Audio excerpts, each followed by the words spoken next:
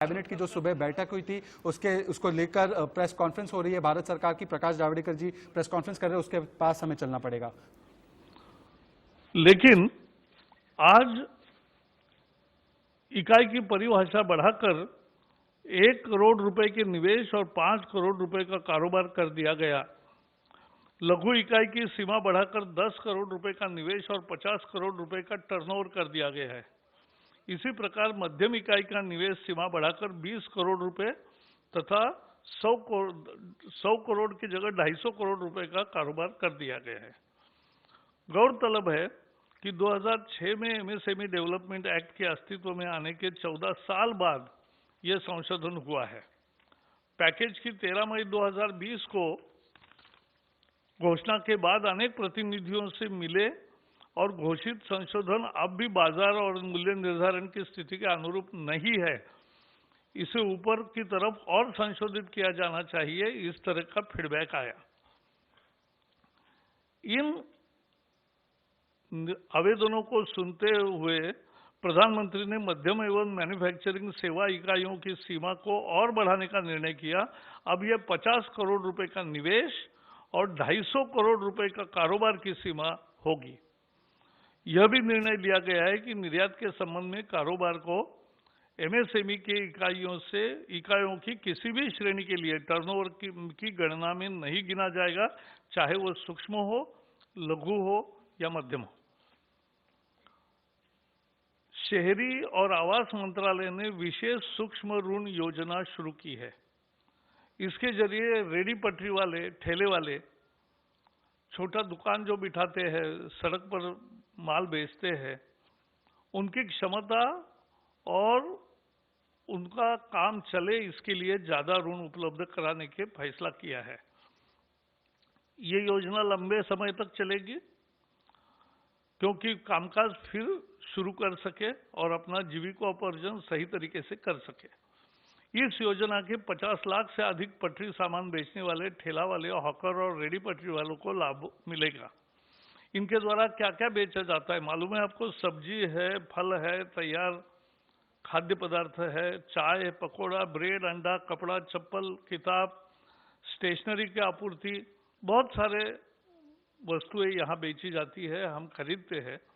इसके अंतर्गत सलून, मोची, लॉन्ड्री और पान की दुकानें भी आएगी। भारत सरकार कोविड-19 के दौरान इनके समक्ष आई परेशानी के प्रति संवेदनशील रही है।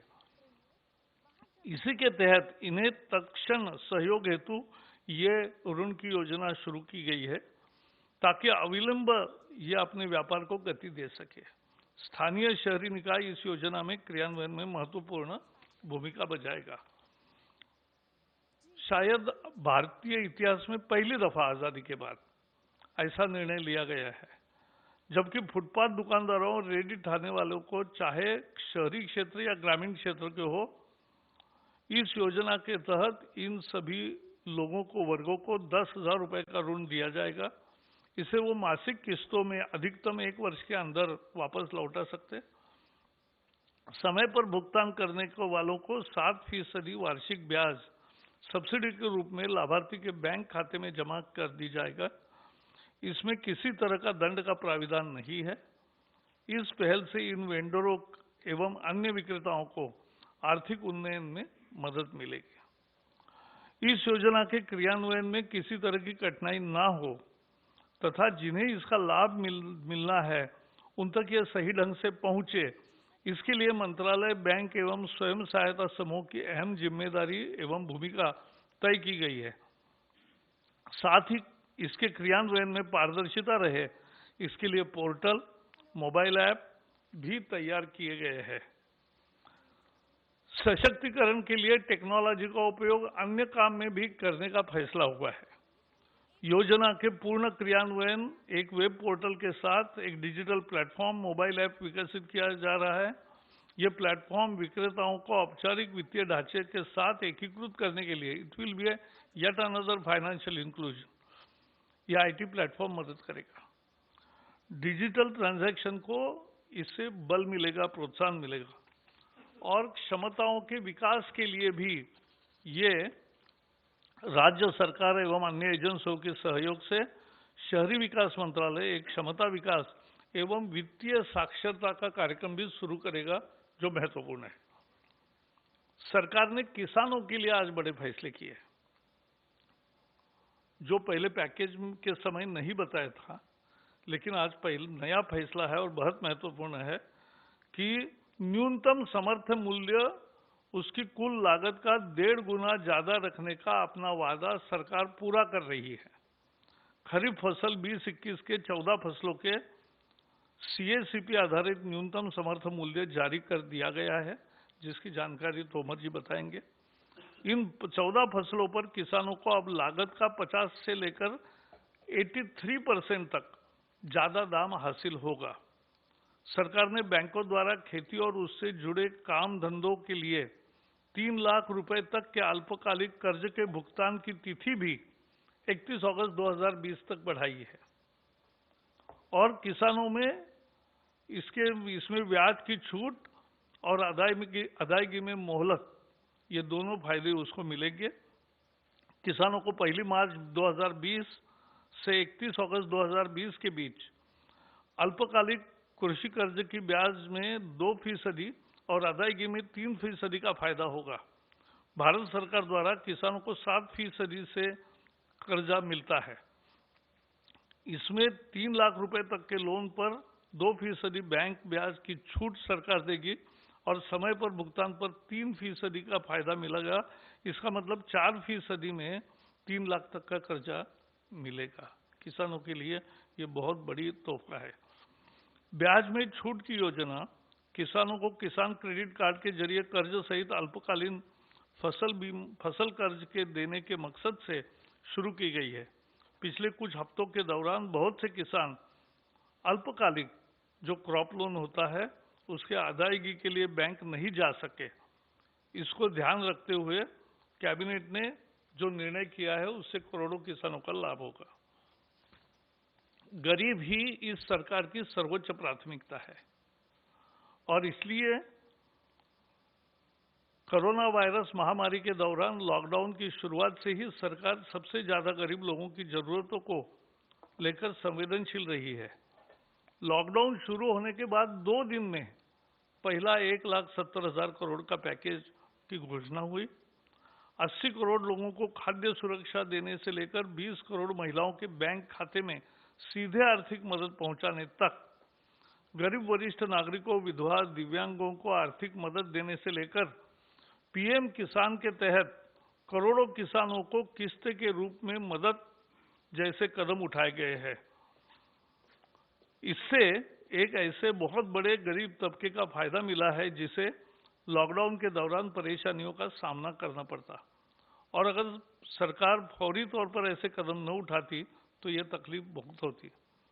ये घोषणाएं नहीं रही, कुछ ही दिनों के भीतर करोड़ों लोगों तक सीधे तौर पर नकदी अथवा वस्तु रूप में मदद पहुंचाई गई। 80 लाख टन से ज्यादा अनाज पहुंचाया गया। सभी बाकी पैसा जो देना था वो डीबीटी के माध्यम से दिया गया है।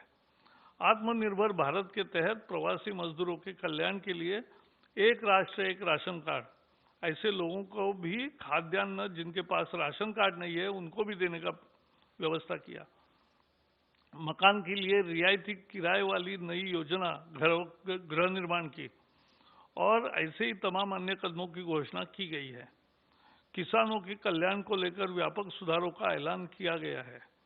किसानों को उन जंजीरों से मुक्त किया है, क्योंकि वो सुधार इतने महत्वपूर्ण है एपीएमसी को लेकर।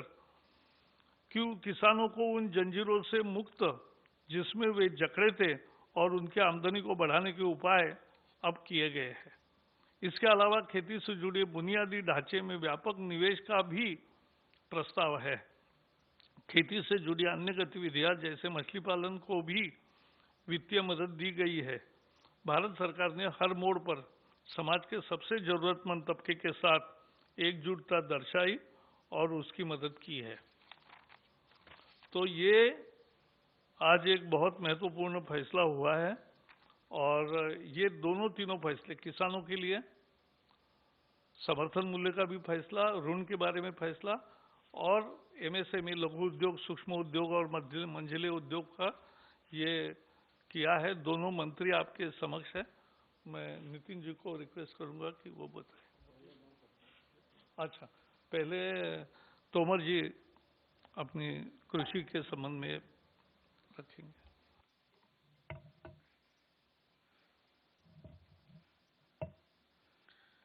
माननीय नितिन गडकरी जी, माननीय प्रकाश जावड़ेकर जी और उपस्थित मित्रों, आज मंत्रिपरिषद की बैठक माननीय प्रधानमंत्री जी की अध्यक्षता में संपन्न हुई और उस बैठक में विभिन्न मंत्रालयों से संबंधित आम आदमी को राहत और मदद देने की दृष्टि से निर्णय किए गए। उन निर्णयों की कुछ झलक माननीय प्रकाश जी ने अपने वक्तव्य में दी है। मैं उनकी बात को थोड़ा आगे बढ़ाना चाहता हूं। आप सभी और सारा देश इस बात का साक्षी है कि वायरस का संकट के समय भी जब लॉकडाउन रहा, उस समय भी भारत सरकार और प्रधानमंत्री जी की प्राथमिकता पर गांव और गरीब किसान निर्णयों के केंद्र में हमेशा रहा। चाहे गरीब कल्याण योजना के माध्यम से राहत देने का सवाल हो या कृषि के क्षेत्र में कामकाज न रुके इस दृष्टि से अनुमतियां देने का सवाल हो। जब लॉकडाउन घोषित हुआ उसी समय फसल कटाई के लिए खड़ी थी, लेकिन कटाई का सवाल हो, उपार्जन का सवाल हो, मशीन की आवाजाही की अनुमति हो, मशीन मरम्मत के लिए वर्कशॉप की खोलने का सवाल हो, हर मामले पर सरकार ने संवेदनशीलता के साथ विचार किया और उसी का परिणाम है कि किसान ने प्रतिकूलता के मौके पर भी फसल कटाई का काम पूरा किया और इस बार बम्पर पैदावार करके किसान ने देश को समर्पित की है।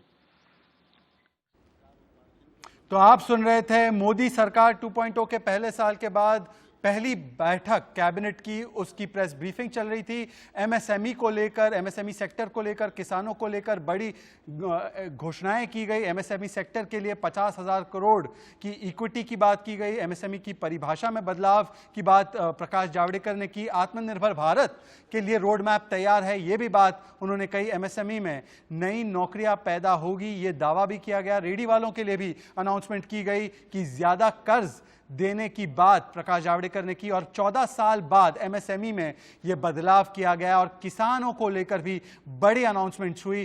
14 फसलों की एमएसपी 50 से लेकर 83% बढ़ाई गई। यह बड़ी घोषणा कि एमएसपी में बढ़ोतरी की गई। 3 लाख तक लोन पर 2% ब्याज की भी छूट दी जाएगी। ये बड़े फैसले